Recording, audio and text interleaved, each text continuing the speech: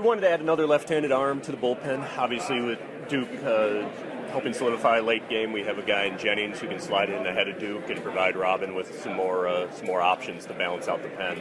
I think I had mentioned yesterday that when we entered the offseason, the hope was to add multiple relievers from both sides, and Dan was one of our targets from the left. So we're happy to have him. I know Coop has spent some time looking at him as well, and he agrees with what we all see, and that's a lefty with 2+ pitches and some continued upside here. He's had some trouble with lefties from time to time. He's actually been more effective against right-handed pitching and right-handed hitters rather. And but given the stuff, that really shouldn't be the case. So he's a quality big league arm, but we think there's still some upside there. It's a fluid situation. It's good to have the depth and the options. It certainly is. Again, we view Carlos as a starter long term. Right.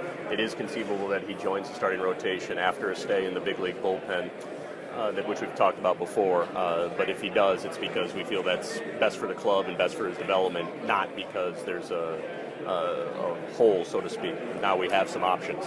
Do you feel the bullpen is pretty much set at this point now with what you've added and some of the guys you have coming We back? feel good about the 3 additions and obviously the internal options we have, but if there's the opportunity to add another arm or two that we feel would be an upgrade or provide additional depth, we'll certainly explore it. We never want any of our prospects to be into the big leagues out of necessity. It's got to be more about they're ready to contribute, ready to have success.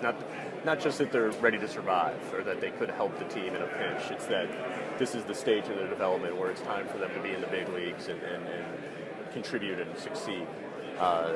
Having this depth in the bullpen now, as well as some veterans in the rotation, allows us to ease in a young player, whether it's Rodon or Montas or whomever else from our prospect stash, on the timetable that they dictate, not the needs of the big league club dictates. I think there's other areas that we'd like to address.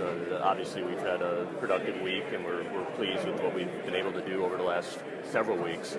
At the same time, we're going to head back to Chicago, regroup, and try to knock off a few more targets on our list, because in our opinion we're not done yet. It's been busy. It's been fun. There was a lot of anticipation coming into these meetings that it was going to be more active meetings than what we saw last year when it was fairly quiet, and I think it's been exciting. It's good for baseball. From a White Sox standpoint, I think we leave here very pleased with the 3 acquisitions we were able to make. But from an industry standpoint, I think it's great to have this much excitement around baseball here in the middle of December.